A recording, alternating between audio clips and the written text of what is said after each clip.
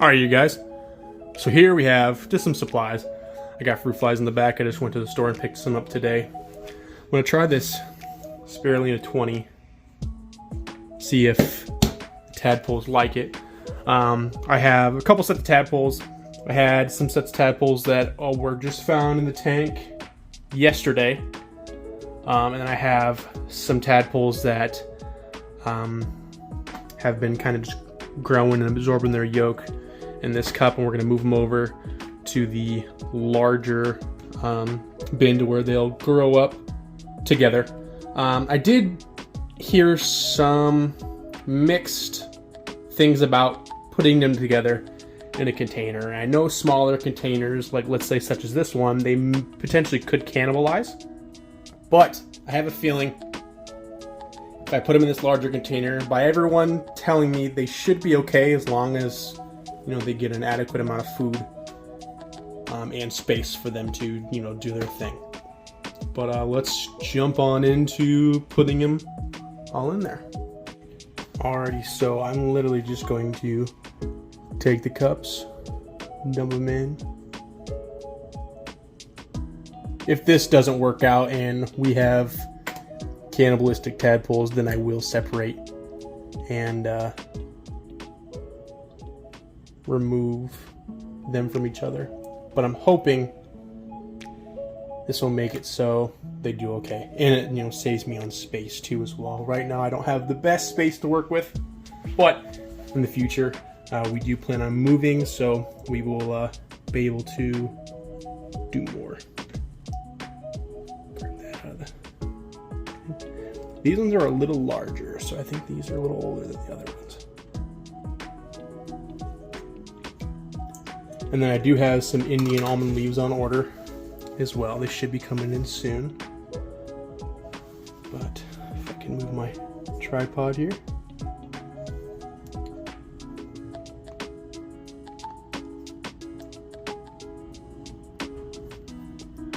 See all of them moving around.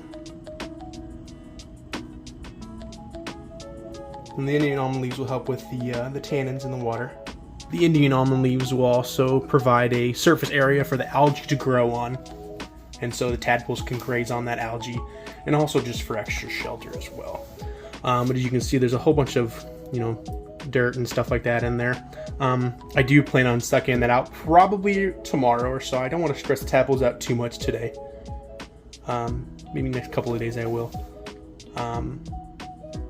Because I know you don't want to get it too dirty in there. And I'm hoping this Java moss will kind of take off as well.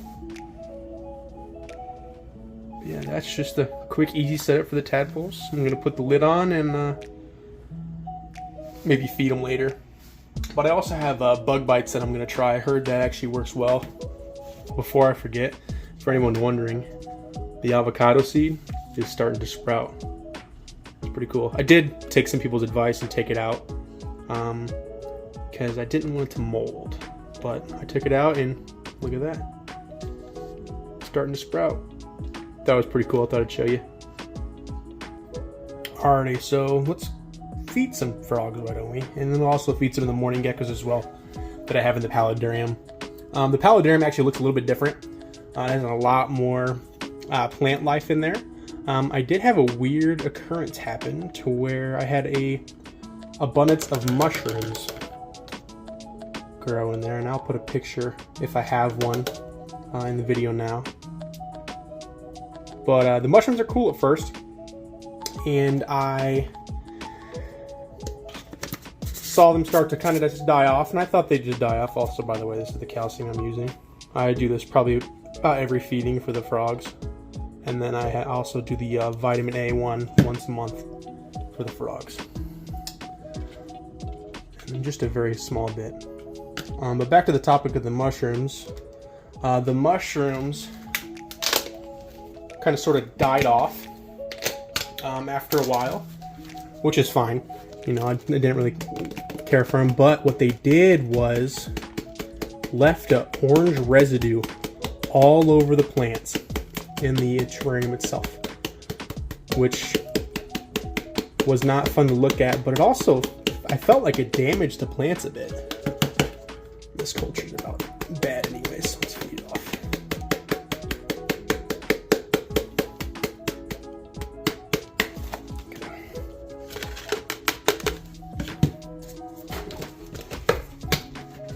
Got an escapee here.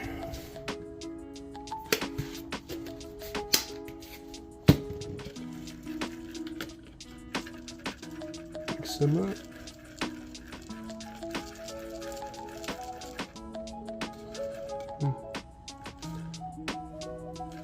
There we go. All right, let's move over to the terrarium. Before I feed, I thought I'd give you guys a new look at the paludarium itself. It is becoming very, very overgrown with plants. I did put a few new plants in. I did these, is it called an umbrella palm maybe? I can't quite remember what this is exactly. But I know like a lot of the tiny geckos like to climb on it. It can support their weight very, very well. But it's just taken over.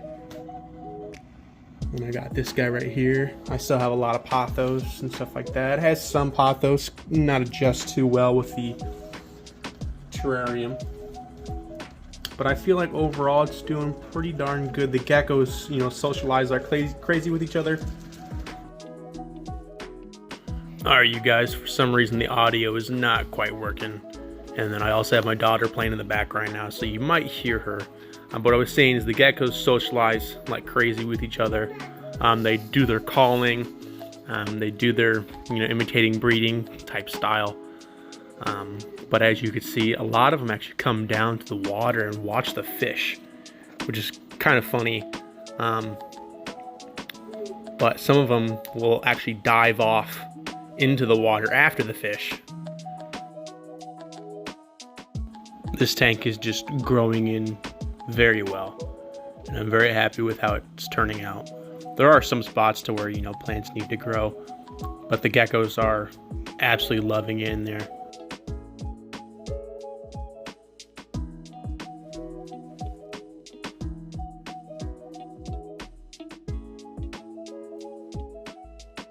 I was planning on redoing the whole tank, but I had these plants available and I decided to use them, and I feel like it turned out very nicely.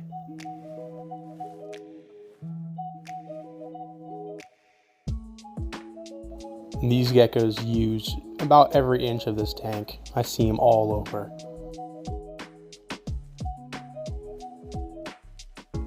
Alrighty, let's get into feeding some geckos.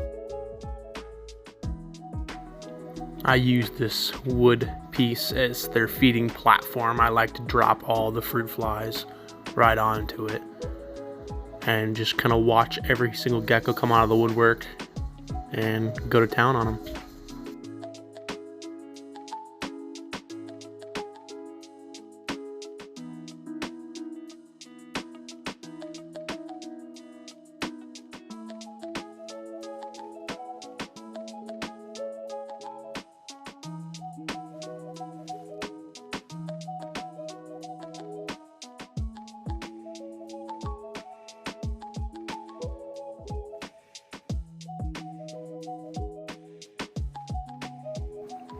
Sorry for the little bit of shakiness. These guys are tiny, and my tripod, once I'm zoomed in, you know, pretty far, is very, very shaky if I don't control it. But it's crazy because even the regular colors of these guys are awesome.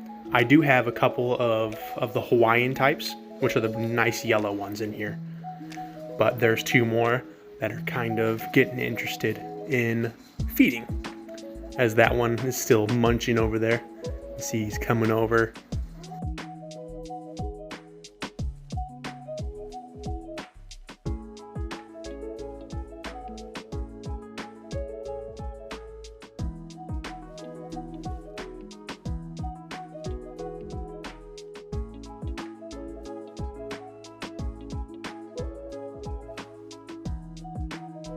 I'm honestly very surprised that they are willing to eat on camera today. I didn't think that with me standing here, they would be very interested in eating, but they are.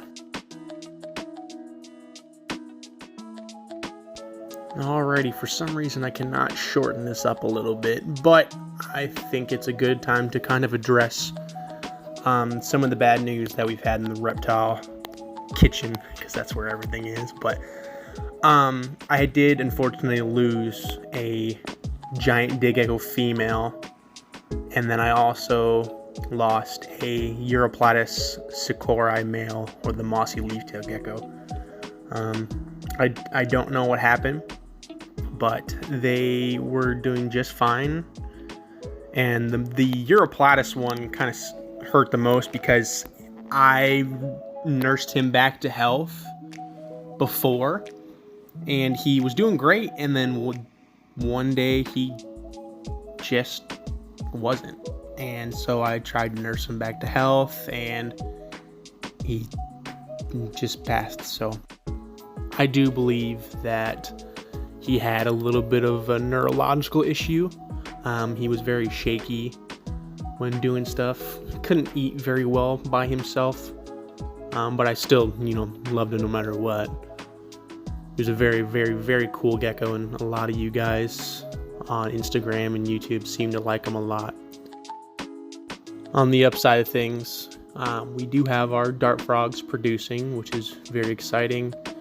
And I do plan on getting a couple more pairs. I have a very, very, very cool pair that are very expensive, but I love the coloring on these guys.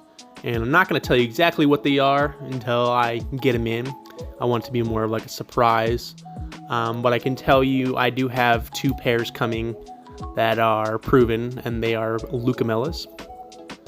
And they have been breeding this year already for a friend of mine, so I'm very excited about that. Here's an overview of the paludarium. I don't really plan on changing much more in the paludarium. It's very heavily planted. I was going to add more branches, but I kind of like it the way it is. If anything, I plan on actually just getting a whole new terrarium set up and moving the mourning geckos over into that. Without further ado, let's move over into feeding some dart frogs. And then here are the parents of those tadpoles. We have this one right in the front there. See if we can zoom up. I believe that is the female. And the male has been hopping around with tadpoles on his back like crazy. Don't know if we're going to be able to get him on video. She's always very, very, very curious. I'm wondering what I'm doing. But yeah, it's just a simple 10-gallon setup. I have some pearlweed, that is the carpeting. I have some begonias in there. I have different types of pothos in there. I believe just a neon green. I have a ice queen, and I have a marble. And then I got the coconut hut right in the front. All the females saw me pointing at her. But overall, easy setup to take care of. And they love it. They're breeding like crazy for me, so I'm very excited to get a bunch of babies from them. But let's go ahead and feed them. These guys are so much fun to keep. The personality in these frogs is just nuts. As you can see, the male is starting to come out and eat alongside of the female, which is awesome. They just get along so well, and I believe the male right now is actually tadpoleless. I think he dropped off the last tadpole in the water cup that we pulled earlier. I think I'm going to go ahead and end the video here. I hope you guys liked this one. I just wanted to get something out because I haven't gotten a video out in about a month due to the stuff that's been going on. But I hope you enjoyed, and if you did, feel free to subscribe, like, comment, all that stuff. I try to comment to everyone.